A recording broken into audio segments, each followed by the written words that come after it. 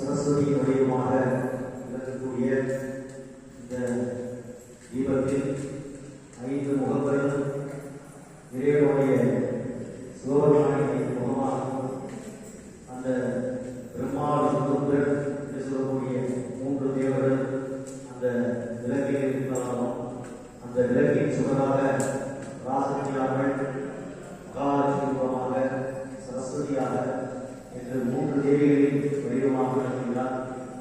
இப்பொழுது சகஸ்ரநாமம் என்று சொல்லக்கூடிய 1000 நாமாவளியானது சொல்லப்படும். ஒவ்வொரு நாமாவளியும் இறுதியாக நமகா என்று சொல்லப்படுவது கொடுக்கப்பட்டுள்ள குடும்பத்தை கொண்டு அந்த விளக்கை பாதத்தில் சமர்ப்பிக்க வேண்டும்.